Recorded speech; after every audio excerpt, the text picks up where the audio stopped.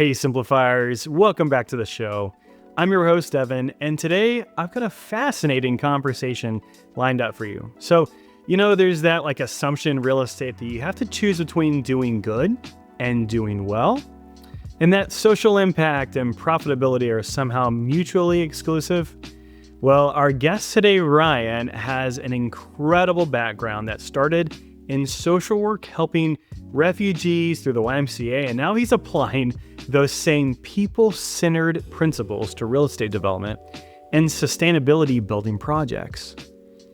What I find so compelling about Ryan's approach is that he's proven your background just doesn't limit your future. It actually informs it in the most powerful ways. So Ryan has taken his social work degree combined with a master's in urban planning, and now he's focusing on what he calls social, economic, and environmental equity through real estate. So whether you're in real estate looking to create a positive impact, an entrepreneur trying to align your values with your business strategy, or just simply someone who believes that development can actually serve communities instead of displacing them, this episode is packed with actionable insights and a fresh perspective. So I'm excited for you to hear from Ryan about building sustainable communities. Enjoy.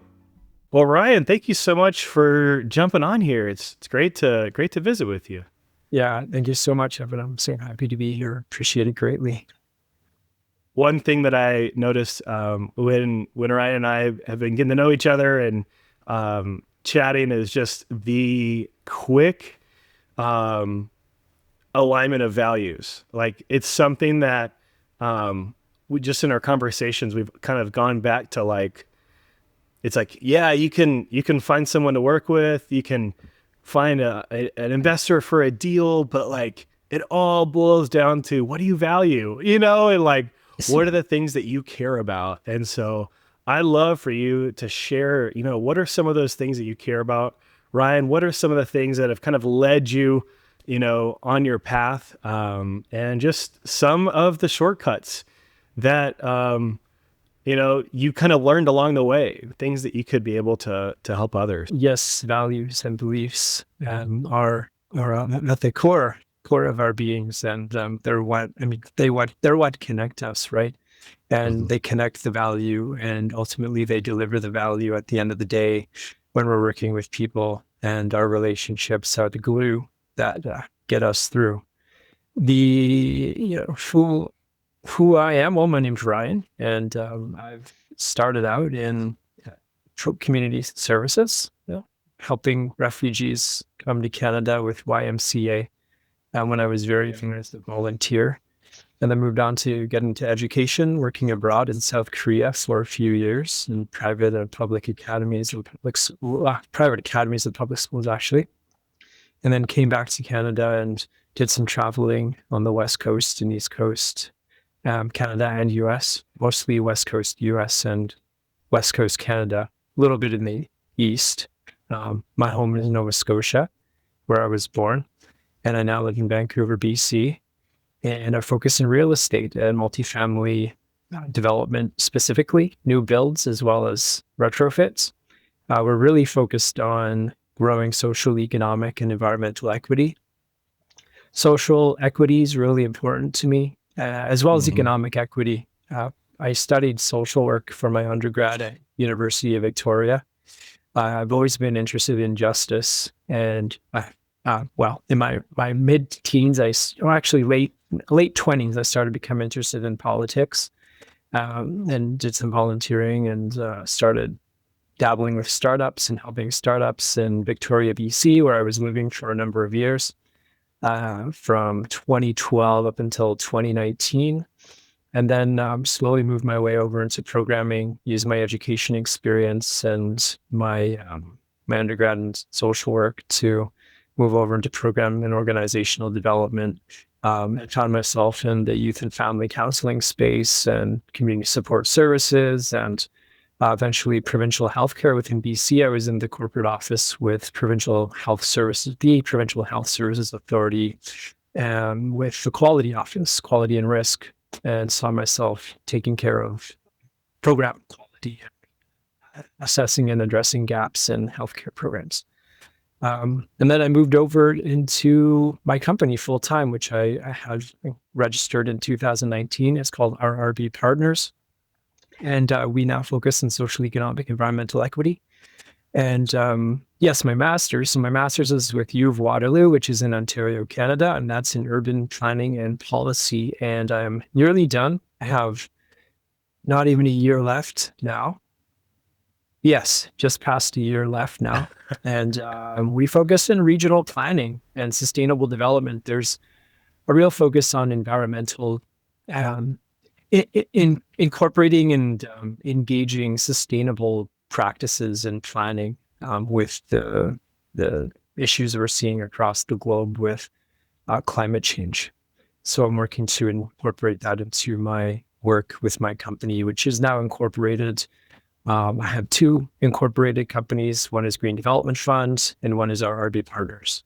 And Green Development Fund I'm working to establish as a decentralized bank to help target those in need who are doing good things in the community, specifically improving social, economic, and environmental equity. So to make capital more accessible to influence positive market transition and change in that direction. What was like one marker or one kind of line in the sand where you're like, man, I've got to get onto the real estate side. Like your heart was already a part of the social side, wanting to help people. And, was it kind of linear or was it just like something happened? Like, tell me about that. Yeah, well, I think a lot of, sociology and psychology was my focus in my undergrad. And in a social work degree, you actually learn a lot about policy and law and structures in society and economics, et cetera, et cetera. So it's not actually that far off from a lot of the things you need to know for being involved in real estate and working on real estate projects. As well as something else is that it's really focused on, strengths-based approaches, family-centered approaches, motivational intervention, and also organizational development, because you learn about structural frameworks, systemic dynamics within society and things like this. So I wouldn't say it took time. It took time to transition over, but I studied architecture. Actually, I forgot. I should have said I did study architectural design before I did my undergrad, and I just never knew how I was going to include it in my work. Right. But when I started to get asked to do projects in architectural design, and from there it grew. I started to get asked to do larger projects and take on more responsibility, and I became the director of a community cultural building project, which was actually through the process of the work with the team through discussions, we all decided we wanted to do a green building, which was a zero carbon building with the Canadian Green Building Council. And that's really when I started to get the idea to pivot towards sustainable development. And at the same time was doing my master's. So it was informing me with best practices and research and connecting me with a lot of great ideas of how to do that and bridge those two things together. And so it all just kind of formulated in that way. I mean, there wasn't really a line drawn in the sand. I think,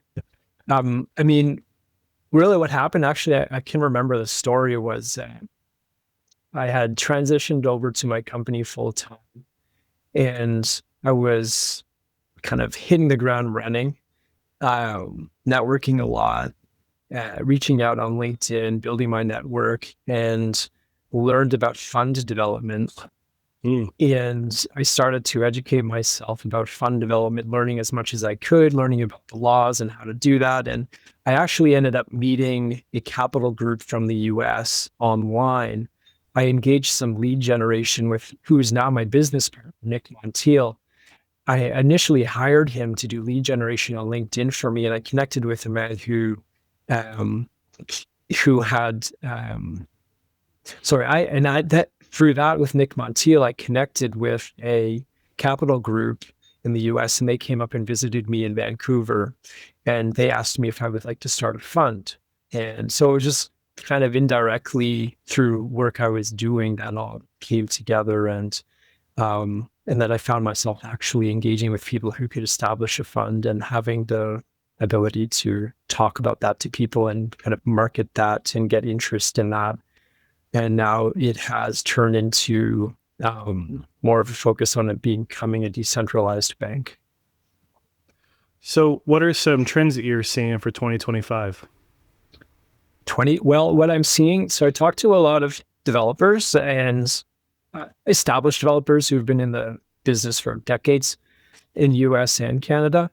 And what we're seeing is it really depends like where people are at, if they're getting going, if they're established already, which market they've been part of, whether it was the kind of acquisition market of existing multifamily or other types of housing, or if they were doing new development builds in multifamily or other segments of the market. People who I was talking to a developer last week in Vancouver, and he was saying that there's not a lot of margin in new developments right now. So it's no longer that you can just build a building and you're going to have that filled really quickly. And, the art of patience is not really floating the boat anymore because it's a much slower market. People don't have as much money. People are not as quick to buy. So those buildings are not filling as quickly. And so they can't just build that building and then be patient and wait for that to fill up and let the kind of that be the pillow for any of the baked in debts or costs associated with the project to be okay. Right. So they're, they have rental buildings, which kind of is their cash flow to help float that. And he was saying that that's not really even enough right now for them to be able to sublimate those costs associated to their new developments as well. So, and that's in Canada. In the US, I talked to another developer who's been in the business for 30 years, and they said they're moving over toward the acquisition market in multifamily. They've been doing new builds for years, and other companies I've talked to as well are saying similar things. But then the really big companies, I mean, I think they're partnering more, like they're kind of building more cost sharing structures to be able to mitigate the risks in the financial risks in the projects, more group orientated kind of approaches. Yeah. So what are the top markets that are on your forecast? Where are you looking? Yeah, we're looking in a couple. Multifamily in retrofits. We're really interested in acquiring existing multifamily buildings and then doing some added value. So, for example, and because we're in the zero emission space and we want to utilize those as opportunities to bring in cost savings for people living there and improved quality of living and also the long-term sustainability of the building itself by bringing in technologies that will use alternative energy, sustainable energy sources. And that's one we're excited about. We've just applied for a couple of grants with the federal government. And we're also really interested in partnering with project operators who are in new development and working with them to support them with our investor group. We have a private equity real estate investor group that we can introduce project operators to if they're interested as part of our project advisory consultant work. What are some metro markets? Like, are you looking in the South? Are you looking on the West Coast, East Coast, in the United States? Let's start with the United States and then we can talk about Canada. Yeah, for sure. I mean, we have a group in the US which has projects all across the US. They're located in Nashville. Texas is really hot right now in the markets. Florida is, and in Canada, we're focusing in BC. Vancouver's a really great spot. People are really flocking to Alberta as well right now because it's a little more liquid there, and the the guidelines can be easier for people to move around and get things done there. It's a little cheaper as well. But Vancouver is a very interesting space. It's very expensive. There is a lot going on though, and there's very interesting companies to work with doing really, there's a lot of innovation, and we're also connected in with, California and Washington, and Oklahoma, and Boston, some different places. Yeah, That's great. yeah. So if you were to, condense down some of your learnings, maybe it's for your master's program, or maybe it's just for a friend that you're talking to, like, what would you share? Man, I was able to overcome this, situation. And if I was to do things differently, this is what I would do. Oh man, yeah, totally. I think, I talk to a lot of people, and getting in is the hardest part, and finding your go-to market plan. There's a lot of legwork, and there's a lot of you try a lot of different things to figure out where that connection point is going to be.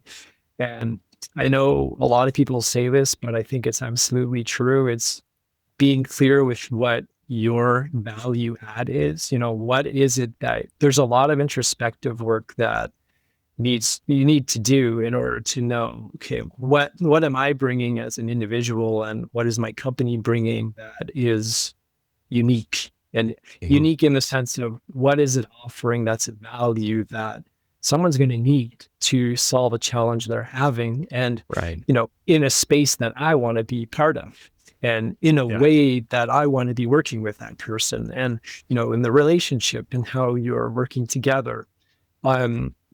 Being clear with who you're offering to, who is it that you're needing to connect with.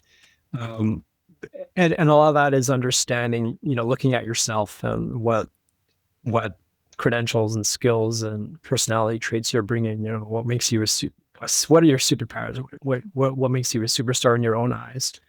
And then finding the people that align with that. Because it's amazing right now. We're able to connect with people the most of and easiest, and the most number of people on the easiest ever, like least energy, literally sitting from home when we're privileged. Not everyone has that privilege. It is a privileged place to be, to have access to internet and these sorts of things. And also the quality of people that we can connect with, which historically was only behind closed doors and within closed communities, is now very open, more than it's ever been. So it's really, getting to it, just getting out there and talking to people, being clear. And part of it too is just talking. We don't always know exactly clearly what we want to do or what something's going to look like. And sometimes having a conversation can create that insight moment too. It's also part of walking the path. A bit of it is being in motion, and then also learning. I'm always reading, always sometimes getting a new perspective is all it takes to have a solution for a challenge that, is coming up. I love Harvard Business Review, and I love LinkedIn. There's great stuff on there. Mostly Harvard Business Review though, and being careful with selecting, choosing the people you let into your world, and the people that are close to you, and where you put your time. Having your tech set up, your scheduling, and, any ways you can make your life a little simpler and less time input for greater return. There's so much there. With the education, I think, that's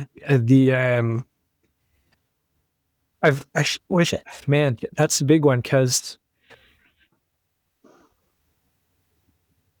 sustainability is kind of a tokenized term. It's been around for decades, and there's a lot of tokenism and greenwashing and that out there. I think it's getting better. Something that I really want to do is integrate, the good tokenization in terms of like digital currencies and leveraging value in projects to create greater returns for the project, not just for the people involved directly in the project, but also for the community. So finding the circular economy models that actually work while utilize digital currency. So that's something else that we're looking at doing with the bank, is how can we bring in the circular economy into that and have the benefits created pay back people who are part of it within the community, like, in their day-to-day lives, in tangible, measurable terms, and with regional planning perspective. So I guess the education piece mostly is, we've got to get out of focusing on developing, kind of neighborhoods as silos and work toward more looking at the macro scale of things to see how interconnections are going to be influencing broader scopes of regions, and using technology to do that, the power of AI and data, or utilizing data and metrics and outcomes, measurable outcomes, is something that we're really focused on too. And we're developing a framework for measuring quantitatively and qualitatively how our work is influencing social, economic, and environmental equity. So what does that look like when you go into a community? You're, talking with the regional developers, you're talking with like all the stakeholders, like tell us about that process and what that's like. Well, it's a step-by-step process for sure. And there's a lot of people and entities involved, right? For example, right now I'm starting to work with Kitsilano municipality in Vancouver. It's the Kitsilano Broadway district, and there's going to be a subway traveling through there in who knows how many years. It started up further up which is going to be a transportation tributary connecting one side of Vancouver and then through to the other side, which has never been connected by rail. Wow. I'm really interested in that. And what we're really interested in doing together right now is to develop a model which is commercial affordable, which is commercial residential space that is affordable, finding a model while having zero emissions. So really really finding the right people to work with. When you're clear with what you want to do, then you can find the right people. As you said, as we were starting, the values really comes back to the values. What are these people truly motivated by? What type of change do they really want to see? And when the rubber hits the road, what are they actually doing and saying, and how are they working? Like, where's their integrity? Right. That's really what I look for. And yeah, it's reaching out. I wouldn't say that there's really a concrete step-by-step like sequence of events that occurs for every single engagement being a project or an initiative. It's really being reflexive to the needs of the ecosystem as a whole. Right. Ecosystem means like the social ecosystem and the structural ecosystem in terms of the companies involved. They'll have protocols and their kind of policy frameworks that will also be influencing how you can work together, and because of what they're able to do given their organizational culture, and of course working within the culture of the local community. That's also something that is really being promoted in literature. In the last 20 years, it's been even longer than that. It's been at the forefront, but now I find more and more so having a sensitivity to the local culture. So community engagement processes are actually by law required. Now that can be, Gotcha. That can really be almost like a form of tokenism as well. And it's a skill in itself to do a community engagement process, which is well done. Like it's actually truly and genuinely engaging the community. It's time consuming, and it requires a lot of patience. It's Right. no longer this just kind of boom and bust approach. It's Right. a whole engagement process, and in good, it should be that way. The idea is that it will create better outcomes, and better being that it meets the needs of the community in a way, because the needs of the community were known before getting to work. Right. I have definite approaches. Yeah. I mean, it's something I've worked really hard on for a number of years, how to engage, the process to engagement building, maintaining trust. What I found is transparency, being really clear. There's no beating around the bush when you're working with people. You've got to be pretty transparent about your own intentions and motivations, Right. and what you want to achieve, as well as really genuinely working to understand what the needs and kind of desired outcomes for the people you're working with are.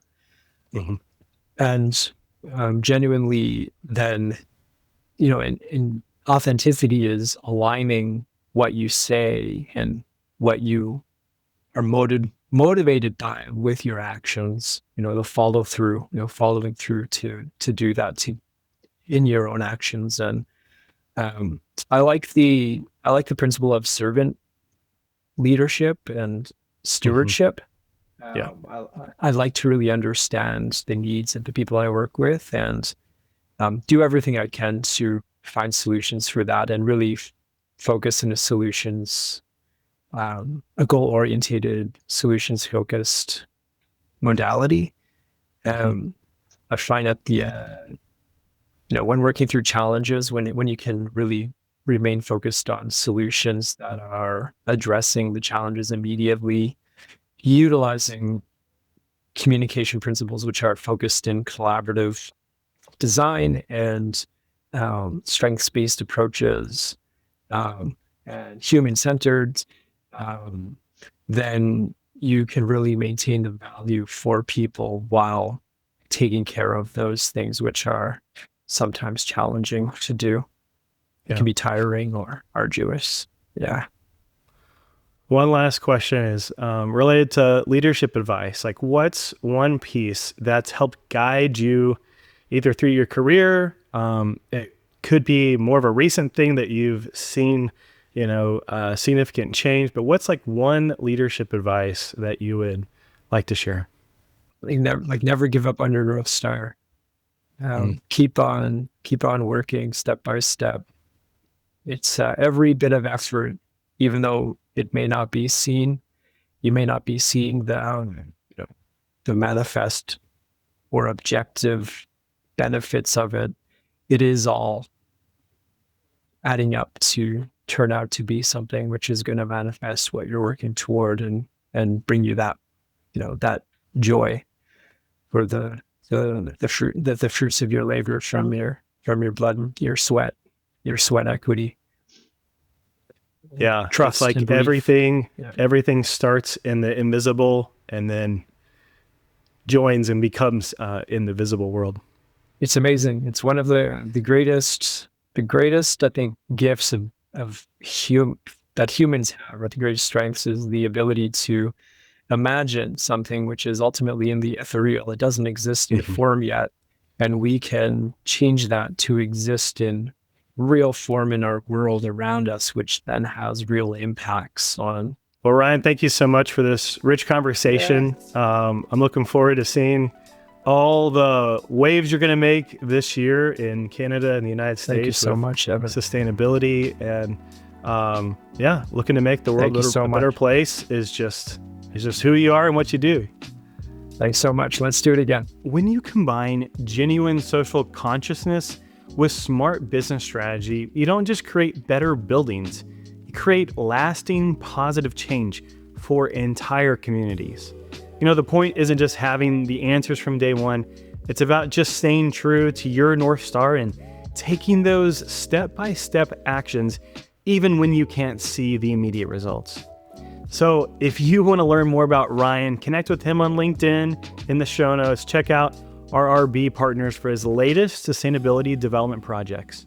Until next time, keep it simple, Saints.